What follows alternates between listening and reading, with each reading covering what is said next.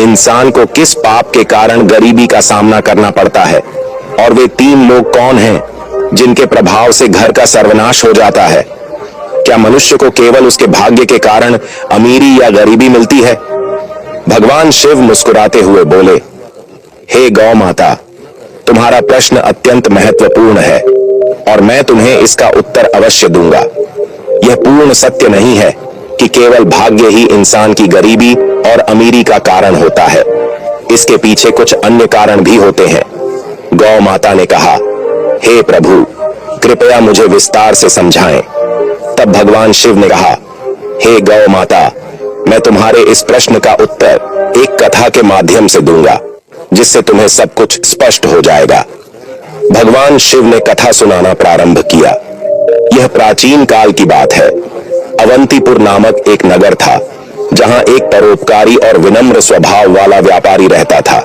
उसके 2 बेटे थे, जो अपने पिता की तरह ही ईमानदार और दयालु थे। व्यापारी अपने दोनों बेटों के साथ परिवार में सुख शांति से जीवन व्यतीत कर रहा था।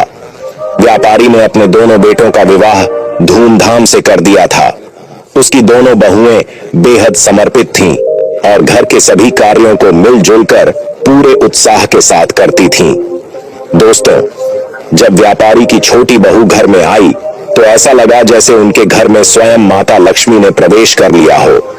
उसके आने के बाद व्यापारी के व्यापार में 2 गुना लाभ होने लगा। उनके घर में कभी धन या अन्न की कमी नहीं होती थी। घर का वातावरण अत्यंत शांतिपूर्ण और सौहार्दपूर्ण था। व्यापारी के दोनों पुत्र मिलजुल कर रहते थे और दोनों बहुएं भी आपस में बड़ा प्रेम भाव रखती थीं। घर का हर कार्य करने से पहले सभी परिवारजन मिलकर सलाह मशविरा करते थे और फिर कार्य आरंभ करते थे। व्यापारी का व्यापार भी दिन प्रतिदिन उन्नति कर रहा था। एक दिन व्यापारी ने अपने दोनों बेटों और बहुओं को बुलाकर कहा, पुत्रों, अब मुझसे व्यापार का काम संभालना कठिन हो गया है, इसलिए आज से मैं यह जिम्मेदारी तुम दोनों को सौंपता हूँ। पिता की बात मानकर दोनों पुत्रों ने बड़े मनोयोग से व्यापार की बागडोर संभाल ली। व्यापारी को यह देखकर संतोष होता था कि उसका परिवार प्रेम और सद्भाव से रह रहा है। उसके दोनों बेटे व्यापार में निपुणता दिखा रहे थे और दोनों बहुएं भी घर में सुख शांति बनाए हुए थीं। यह सब देखकर व्यापारी निश्चिंत होकर चैन की नींद सोता था। लेकिन दोस्तों, व्यापारी के सुखमय जीवन को देखकर नगर के अन्य लोग उससे ईर्ष्या करने लगे थे। वे सोचते थे कि व्यापारी का जीवन कितना आरामदायक और सुखद है। व्यापार दिन ब दिन प्रगति कर रहा है और उसके परिवार में कोई झगड़ा या परेशानी नहीं है। यह देखकर नगरवासियों के मन में जलन होने लगी। भगवान शिव ने गौ माता से कहा, हे गौ माता, जैसे एक बड़ी मछली तालाब में छोटी मछलियों को फलते फूलते देखकर भयभीत होकर उन्हें निगलने की कोशिश करती है, वैसे ही मनुष्य दूसरों की प्रगति देखकर उन्हें पीछे खींचने का प्रयास करता है। इंसान अपनी सफलता से जितना प्रसन्न नहीं होता, उससे अधिक वह दूसरों की तरक्की देखकर बेचैन हो जाता है। एक विद्वान ने ठीक ही कहा है कि मनुष्य अपने दुख से उतना परेशान नहीं होता जितना वह दूसरों के सुख से व्यथित होता है। इसी जलन के कारण नगरवासी व्यापारी के प्रति षड्यंत्र रचने लगे। उन्होंने सोचा कि किस प्रकार उसके जीवन को कष्टपूर्ण बना दिया जाए। नगर के कुछ लोग व्यापारी के कुल पुरोहित के पास गए और बोले, हे पुरोहित जी, आप यहाँ अभाव में जीवन व्यतीत कर रहे हैं, जबकि आपका यजमान ऐश्वर्य और वैभव से परिपूर्ण जीवन बिता रहा है। वह अपनी बहुओं के हाथ का स्वादिष्ट भोजन कर रहा है और सुख संपत्ति का आनंद ले रहा है। पुरोहित ने कहा, आप लोग यह सब क्यों कह रहे हैं? आपकी बात का अभिप्राय क्या है? तब नगरवासियों ने बताया, पुरोहित जी, याद कीजिए, व्यापारी ने आपको आखिरी बार अपने घर कब बुलाया था? अगर वह आपको यज्ञ और पूजा के लिए नहीं बुलाएगा तो आपकी आय कैसे होगी? आपको दान दक्षिणा कैसे मिलेगी? यदि यह स्थिति बनी रही तो आप और आपके परिवार को भूखा रहना पड़ेगा। पुरोहित ने यह बात सुनकर सोचा, यह तो सच है। व्यापारी ने बहुत समय से मुझे अपने घर आमंत्रित नहीं किया है। उसका जीवन सुखमय है, लेकिन मेरा जीवन कठिनाई से गुजर रहा है। यह सोचकर पुरोहित भी बेचैन हो गया। नगरवासियों ने पुरोहित से कहा, अगर आप चाहते हैं कि आपका जीवन सुखद बने और आपको दान दक्षिणा मिले तो आपको ऐसा उपाय करना होगा जिससे आपके यजमान के घर में कुछ कठिनाइयां आए। जब उसके घर में अशांति होगी तभी वह आपसे समाधान मांगने आएगा और आपको हवन पूजन के लिए बुलाएगा। इतना कहकर नगरवासी पुरोहित को भड़काकर अपने अपने घर चले गए। नगरवासियों की बातों से प्रभावित होकर वह पुरोहित चिंता में डूब गया और सोचने लगा, अब मैं ऐसा क्या उपाय करूं जिससे व्यापारी के घर में कलह और उसके व्यापार में हानि होने लगे। तभी वह पुरोहित अपने गुरु के पास सलाह लेने गया और उनसे कहा, हे गुरुदेव, कृपया मेरी सहायता करें। यदि आप मेरी मदद नहीं करेंगे तो मेरा परिवार भूखों मर जाएगा। जैसे एक मछली का जीवन तालाब के पानी पर निर्भर करता है, वैसे ही पुरोहितों और पंडितों का जीवन उनके यजमानों पर आधारित होता है। यदि यजमान के घर में कोई समस्या नहीं होगी और वे हमें पूजा पाठ के लिए नहीं बुलाएंगे तो हमारा गुजारा कैसे होगा, हम धन कैसे अर्जित करेंगे।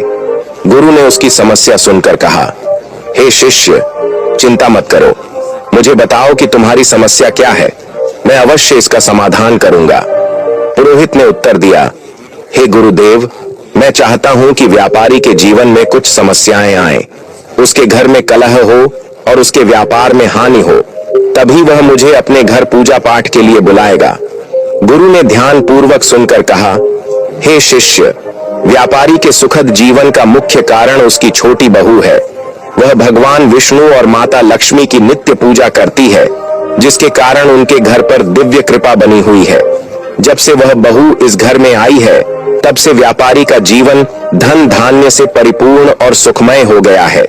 ऐसी धार्मिक और गुणवान स्त्री जिस घर में होती है वहां कभी अभाव नहीं होता। यह सुनकर पुरोहित ने कहा, हे गुरुदेव, यदि ऐसा है तो क्या कोई उपाय है जिससे व्यापारी के घर में अशांति और व्यापार में हानि हो सके। गुरु ने कहा, तुम चिंता मत करो, तुम्हें बस एक सरल उपाय करना है। व्यापारी के घर जाओ और उससे एक पीतल का लोटा मांग लो। उस लोटे को अपने घर ले जाकर रख लेना। जब तुम ऐसा करोगे तो कुछ ही समय में व्यापारी के व्यापार में हानि होने लगेगी और उसके घर में कलह शुरू हो जाएगी। उसके बेटे आपस में झगड़ने लगेंगे और उसके जीवन में कष्ट बढ़ जाएंगे। तब वह तुम्हें अपने घर पूजा पाठ के लिए बुलाएगा। गुरु की सलाह सुनने के बाद पुरोहित ने उनका धन्यवाद किया और अपने घर लौट आया। अगले दिन सुबह स्नान ध्यान करने के बाद वह व्यापारी के घर पहुंचा। व्यापारी उस समय आराम कर रहा था। पुरोहित की आवाज सुनकर वह बाहर आया और अपने कुल पुरोहित को देखकर अत्यंत प्रसन्न हुआ। उसने उनका स्वागत किया और कहा, आइए पुरोहित जी, इतने दिनों बाद आपके दर्शन हुए हैं, सब कुशल मंगल है ना। पुरोहित ने जवाब दिया, सब ठीक है, बस इधर से गुजर रहा था तो सोचा कि आपसे मिल लूं। फिर वह अपनी मीठी बातों में व्यापारी को फंसाने लगा। कुछ देर बाद उसने कहा, व्यापारी जी, मुझे थोड़ा पानी दीजिए। व्यापारी पानी लाने के लिए जाने लगा। तभी पुरोहित ने कहा, पानी पीतल के लोटे में लाइए। व्यापारी मुस्कुराते हुए बोला, जैसा आप कहें पुरोहित जी। इतना कहकर व्यापारी अंदर चला गया। इधर उसकी छोटी बहू, जो अत्यंत चतुर और समझदार थी, वास्तुशास्त्र का थोड़ा ज्ञान भी रखती थी, जब उसने देखा कि व्यापारी पीतल का लोटा लेकर जा रहा है तो तुरंत उसके पास आई और कहा, पिताजी, यह लोटा थोड़ी देर के लिए मुझे दे दीजिए, मैं इसे जल्दी ही लौटा दूंगी। व्यापारी ने सहर्ष लोटा उसे दे दिया। छोटी बहू ने उस लोटे का पानी निकालकर अपनी गौ माता को पिला दिया और फिर उसमें नया पानी भरकर लौटा वापस ससुर को दे दिया। व्यापारी ने वह पानी पुरोहित को दिया। पानी पीने के बाद पुरोहित ने कहा, व्यापारी जी, यह पीतल का लोटा बहुत अच्छा है, क्या आप इसे मुझे दे सकते हैं। व्यापारी हंसते हुए बोला, पुरोहित जी, यह तो बहुत छोटी बात है, आप इसे अपने साथ ले जाइए। पुरोहित मन ही मन प्रसन्न हुआ और सोचने लगा, आज मैंने व्यापारी के सुख चयन पर प्रहार कर दिया है, अब उसके घर की खुशियां समाप्त हो जाएंगी। पुरोहित लौटा लेकर अपने घर लौट आया और उसे एक कोने में रखकर सोचने लगा, अब कुछ ही दिनों में व्यापारी मुझे बुलाएगा, उसके घर में कलह मचेगा और व्यापार में नुकसान होगा, तब मैं पूजा पाठ करके उससे अच्छी दक्षिणा प्राप्त करूंगा। इन ख्यालों से पुरोहित बेहद प्रसन्न था और बेसब्री से इंतजार करने लगा कि व्यापारी कब उसे बुलाता है। दिन बीतते गए, लेकिन 20 दिनों के बाद भी व्यापारी की ओर से कोई बुलावा नहीं आया। पुरोहित थक कर पुनः अपने गुरु के पास गया और बोला, हे गुरुदेव, मैंने आपके निर्देशानुसार व्यापारी से पीतल का लोटा मांग लिया था, लेकिन अब 20 दिन बीत चुके हैं और व्यापारी के जीवन में कोई समस्या नहीं आई है। वह तो पहले की तरह सुख शांति के साथ अपना जीवन व्यतीत कर रहा है। गुरु ने यह सुनकर अपनी दिव्य दृष्टि का उपयोग किया और आंखें बंद करके स्थिति का अवलोकन किया। फिर उन्होंने कहा, हे शिष्य, मैंने पहले ही तुम्हें बताया था कि व्यापारी की छोटी बहू बहुत चतुर और समझदार है। उसे वास्तुशास्त्र का ज्ञान है। जब व्यापारी तुम्हारे लिए पानी लेकर आ रहा था, उसी समय उसकी छोटी बहू ने वह लौटा अपने ससुर से लिया और उसमें का पानी गौ माता को पिला दिया। इसी कारण से व्यापारी के घर की सुख समृद्धि वहीं बनी रही और तुम्हारा षड्यंत्र विफल हो गया। गुरु ने आगे कहा, लेकिन चिंता मत करो, मैं तुम्हारे लिए एक और उपाय बताता हूँ। अब तुम व्यापारी के घर जाकर उसकी गौ माता मांग लो। हिंदू धर्म में गौ माता को मां लक्ष्मी का स्वरूप माना गया है। जिस घर में गौ माता का निवास होता है, वहां हमेशा सुख और समृद्धि रहती है। जैसे ही तुम व्यापारी की गौ माता को अपने घर लेकर आओगे, उसके घर में दुख और अशांति आने लगेगी। गुरु की बात सुनकर पुरोहित फिर से उत्साहित हो गया। उसने गुरु का धन्यवाद किया और घर लौटकर अगले दिन का इंतजार करने लगा। वह सोचने लगा, कल सुबह होते ही मैं व्यापारी के घर जाऊंगा और उसकी गौ माता मांग लूंगा। फिर देखता हूं कि व्यापारी कैसे सुखी रहता है। अगले दिन सुबह सुबह स्नान करने के बाद पुरोहित सीधे व्यापारी के घर पहुंच गया। व्यापारी ने दरवाजा खोला और अपने कुल पुरोहित को देखकर प्रसन्नता से उनका स्वागत किया। वह उन्हें अंदर लेकर गया और स्वादिष्ट भोजन परोसा। भोजन के बाद व्यापारी ने पूछा, पुरोहित जी, आज आपके आगमन का क्या कारण है? सब कुशल तो है? पुरोहित ने दुख भरे शब्दों में कहा, व्यापारी जी, इस समय मैं बहुत कठिनाई में हूँ। मेरे घर की गौ माता ने दूध देना बंद कर दिया है और मेरे छोटे बच्चे को दूध की अत्यंत आवश्यकता है। उसकी उम्र ऐसी है कि बिना दूध के वह जीवित नहीं रह सकता। इसीलिए मैं आपसे मदद मांगने आया हूँ। अगर आप मुझे अपनी गौ माता दे दें तो यह आपका बहुत बड़ा उपकार होगा। पुरोहित की करुणा भरी बातें सुनकर व्यापारी सोचने लगा, यह हमारे कुल पुरोहित हैं। इनकी सहायता करना एक पुण्य का कार्य होगा। गौदान से मुझे बड़ा फल मिलेगा।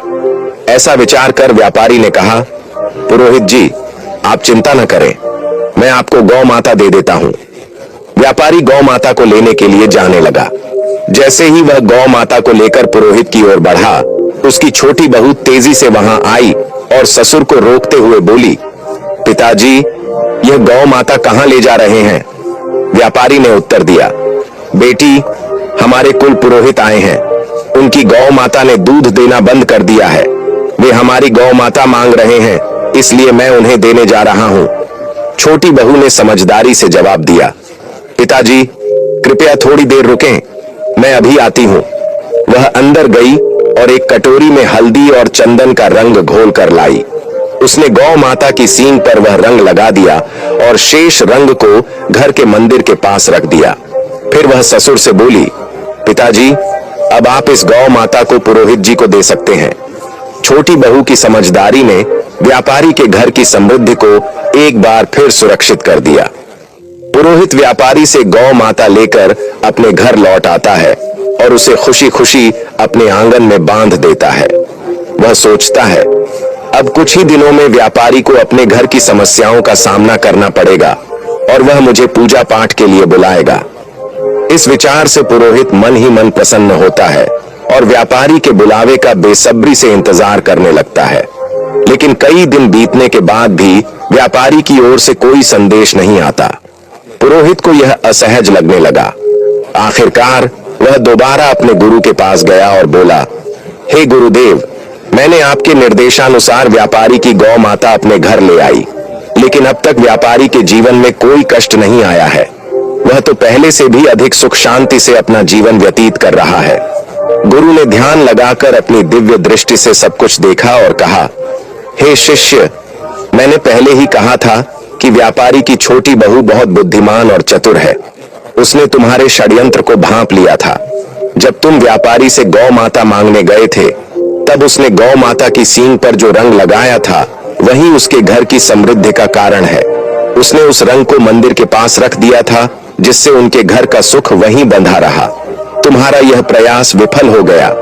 गुरु ने आगे कहा, लेकिन चिंता मत करो, अब तुम व्यापारी के घर जाकर वह रंग की कटोरी मांग लो। उस रंग को अपने घर लाने के बाद ही तुम व्यापारी के सुख को समाप्त कर पाओगे। गुरु की बात सुनकर पुरोहित ने उनकी सलाह मान ली और व्यापारी के घर पहुंचा। उसने बहाने से व्यापारी से रंग से भरी कटोरी मांगी। व्यापारी उसकी बात मानकर कटोरी लेने अंदर गया। इधर व्यापारी की छोटी बहू पहले ही सतर्क थी। उसने उस कटोरी में रखे पुराने रंग को निकालकर उसमें नया रंग भर दिया। जब व्यापारी कटोरी लेकर बाहर आया तो उसने वही कटोरी पुरोहित को दे दी। पुरोहित रंग की कटोरी लेकर अपने घर लौट आया और खुश होकर सोचने लगा, अब तो व्यापारी का जीवन शीघ्र ही समस्याओं से भर जाएगा और वह मुझे बुलाने पर मजबूर हो जाएगा। लेकिन महीनों बीत गए और व्यापारी का जीवन पहले से भी अधिक सुखद और समृद्ध होता चला गया। थक हार कर पुरोहित फिर से अपने गुरु के पास गया और बोला, हे गुरुदेव, मैंने आपके कहे अनुसार रंग की कटोरी भी व्यापारी के घर से ले आई, लेकिन उसका जीवन पहले से भी अधिक सुखी हो गया है। ऐसा लगता है मेरे सारे प्रयास व्यर्थ हो गए हैं। गुरु ने अपनी दिव्य दृष्टि से फिर सब कुछ देखा और कहा, हे शिष्य, व्यापारी की छोटी बहू अत्यंत चतुर और दूरदर्शी है। उसने तुम्हारे इरादों को पहले ही समझ लिया था। उसने कटोरी में से वह रंग निकाल दिया था जो गौ माता को लगाया गया था। इसी कारण व्यापारी का सुख समृद्धि अब भी उसके पास बनी हुई है। जब तक वह छोटी बहू व्यापारी के घर में रहेगी, तब तक तुम व्यापारी का कुछ नहीं बिगाड़ सकते।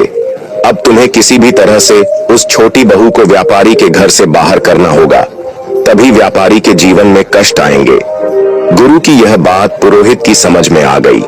उसने सोचा कि छोटी बहू को घर से निकालने के अलावा अब कोई और उपाय नहीं बचा है। वह घर लौटकर व्यापारी के परिवार में फूट डालने और छोटी बहू को घर से बाहर करने की योजना बनाने लगा। अगले दिन पुरोहित चिंतित मुद्रा में व्यापारी के घर पहुंचा। व्यापारी ने उसे इस अवस्था में देखा तो पूछा, पुरोहित जी, क्या बात है? आप इतने परेशान क्यों हैं? पुरोहित ने गंभीर स्वर में कहा, व्यापारी जी, आपके घर पर बहुत बड़ा संकट मंडरा रहा है। यदि आपने जल्द ही इसका समाधान नहीं किया तो आपका सुखमय जीवन बर्बाद हो जाएगा। आपके बेटों को व्यापार में बड़ा नुकसान होगा और आपके परिवार पर विपत्ति का पहाड़ टूट पड़ेगा। व्यापारी यह सुनकर घबरा गया और चिंतित स्वर में बोला, पुरोहित जी, यह आप क्या कह रहे हैं? कृपया हमें इस संकट से बचने का उपाय बताइए। आप हमारे कुल पुरोहित हैं। जो भी आप कहेंगे हम अवश्य करेंगे। पुरोहित ने व्यापारी की घबराहट भांप ली और समझ गया कि वह अब उसके जाल में फंस चुका है। उसने कहा, इस संकट से बचने का एक ही उपाय है। पुरोहित ने व्यापारी से कहा, व्यापारी जी, आपकी छोटी बहू आपके परिवार के लिए एक बड़ा संकट बन चुकी है। जब तक वह इस घर में है, आपका और आपके परिवार का दुर्भाग्य दूर नहीं होगा। मैं तो यही सलाह दूंगा कि आप उसे तुरंत अपने घर से निकाल दें। पुरोहित की इन बातों पर व्यापारी को पहले तो विश्वास नहीं हुआ, लेकिन बार बार पुरोहित के जोर देने पर उसने उसकी बातों पर भरोसा करना शुरू कर दिया। व्यापारी ने कहा, पुरोहित जी, जैसा आप कह रहे हैं मैं वैसा ही करूंगा। आप बताइए कि मुझे अपनी बहू को कब घर से निकालना चाहिए? पुरोहित ने उत्तर दिया, व्यापारी जी, समय व्यर्थ मत कीजिए। जितना जल्दी हो सके उसे घर से निकाल दीजिए।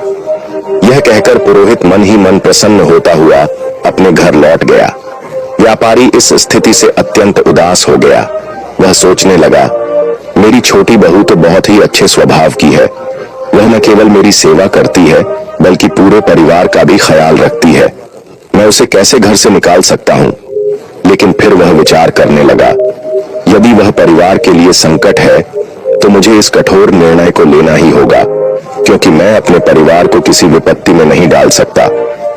यह सोचकर व्यापारी अपनी छोटी बहू के पास गया और दुखी मन से बोला, बहू, मुझे बहुत दुख है, लेकिन तुम्हें इस घर को आज ही छोड़ना होगा। तुम्हारे कारण हमारे परिवार पर बड़ी विपत्ति आने वाली है। ससुर की बात सुनकर बहू स्तब्ध रह गई, लेकिन वह तुरंत समझ गई कि यह सब दुष्ट पुरोहित की साजिश है। उसने नम्रता से कहा, ठीक है पिताजी, यदि यही आपकी इच्छा है तो मैं इस घर को छोड़ देती हूँ। जब व्यापारी का छोटा बेटा यह सब देखता है तो वह भी गुस्से और दुख से भर जाता है। उसने अपने पिता से कहा, पिताजी, यदि मेरी पत्नी को इस घर में जगह नहीं मिल सकती तो मैं भी इस घर में नहीं रह सकता। मैं अपनी पत्नी के साथ चला जाऊंगा। छोटा बेटा और उसकी पत्नी घर छोड़कर शहर चले गए। वहां उन्होंने एक छोटे से किराए के मकान में रहना शुरू कर दिया। व्यापारी का छोटा बेटा अत्यंत मेहनती और ईमानदार था। कुछ समय बाद उसने शहर में अपना छोटा सा व्यापार शुरू किया, जो उसकी लगन और ईमानदारी के कारण तेजी से बढ़ने लगा। धीरे धीरे वे संपन्न हो गए और उन्होंने शहर में अपना खुद का घर खरीद लिया। इधर व्यापारी का घर पुरोहित की चालों के कारण बर्बादी की कगार पर आ गया। घर में हर दिन झगड़े और कलह होने लगे।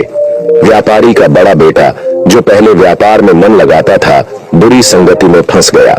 वह बेवजह धन उड़ा रहा था और दिन रात आवारागर्दी करता था। पुरोहित पूजा पाठ के बहाने व्यापारी से लगातार धन लेता रहा और धीरे धीरे व्यापारी की सारी जमा पूंजी समाप्त हो गई। व्यापार भी पूरी तरह से बंद हो गया। अब तो स्थिति यह हो गई कि घर में खाने पीने का भी अभाव हो गया। नगरवासी व्यापारी की दुर्दशा देखकर हंसते और ताने मारते। उसकी दशा का मजाक उड़ाया जाता। यह सब देखकर व्यापारी को आत्मग्लानि होने लगी। उसने सोचा, मेरी जिंदगी अब किसी काम की नहीं रही। आत्महत्या के अलावा मेरे पास और कोई रास्ता नहीं बचा। इस विचार के साथ वह नदी की ओर बढ़ चला, लेकिन रास्ते में उसकी भेंट एक तेजस्वी संत से हुई। संत के मुख पर दिव्य तेज था, माथे पर चंदन का टीका था और उनके लंबे केश उन्हें अद्वितीय बनाते थे। संत को देखकर व्यापारी ने उन्हें प्रणाम किया और उदास होकर आगे बढ़ने लगा। संत ने कहा, हे पुत्र, ठहरो, तुम्हें इतनी चिंता क्यों हो रही है? क्या बात है? व्यापारी ने रुककर संत के समक्ष अपना पूरा हाल सुना दिया। उसकी बातें सुनकर संत ने तुरंत स्थिति को समझ लिया। संत बोले, हे पुत्र, तुम्हारे जीवन में सभी परेशानियां उसी दिन से शुरू हुई जब तुमने अपनी छोटी बहू को घर से निकाला। संत महात्मा ने व्यापारी से कहा, हे पुत्र, तुम्हारे घर में यह संकट उसी दिन से शुरू हुआ जब तुमने अपनी छोटी बहू को घर से निकाला। वह साक्षात माता लक्ष्मी का स्वरूप है। उसकी भगवान के प्रति निष्ठा और नित्य पूजा पाठ के कारण तुम्हारे घर में सुख समृद्धि थी। संत की बातें सुनकर व्यापारी को अपनी भूल का एहसास हुआ। वह तुरंत शहर गया और अपने छोटे पुत्र के घर पहुंचकर अपनी बहू के समक्ष हाथ जोड़कर क्षमा मांगते हुए बोला, बहू, मुझे माफ कर दो। मैंने उस दुष्ट पुरोहित की बातों में आकर तुम्हें घर से निकाल दिया, लेकिन सच्चाई यह है कि तुम हमारे परिवार की लक्ष्मी हो। जब तक तुम घर में थीं, सुख और शांति बनी रही, लेकिन तुम्हारे जाने के बाद से हमारा घर क्लेश और दुखों से घिर गया है। हमारा व्यापार पूरी तरह से ठप हो चुका है। ससुर की यह बात सुनकर छोटी बहू ने विनम्रता से कहा, पिताजी, आप चिंता न करें, मैं तुरंत घर लौटती हूँ। यह घर भी मेरा है और वह घर भी मेरा ही है। मैं पहले ही समझ चुकी थी कि पुरोहित ने हमें बाहर करने के लिए षड्यंत्र रचा था। फिर वह ससुर और अपने पति के साथ खुशी खुशी घर लौट आई। मित्रों, इस संसार में कई लोग होते हैं जो दूसरों की खुशियों से जलते हैं और उन्हें बर्बाद करने का प्रयास करते हैं, लेकिन यह हम पर निर्भर करता है कि हम किसकी बातों पर भरोसा करते हैं और कैसे निर्णय लेते हैं। यदि हम गलत लोगों की बातों में आकर अपने ही परिवार को तोड़ेंगे तो निश्चित रूप से हमारा घर बर्बाद हो जाएगा और हमारी स्थिति दयनीय हो जाएगी। छोटी बहू के घर लौटने के कुछ ही दिनों बाद व्यापारी का व्यापार फिर से चलने लगा। उसका परिवार एक बार फिर सुख शांति से भर गया। घर में खुशियां लौट आईं और व्यापारी ने समझ लिया कि एकता और सही निर्णय ही परिवार की नींव को मजबूत रखते हैं।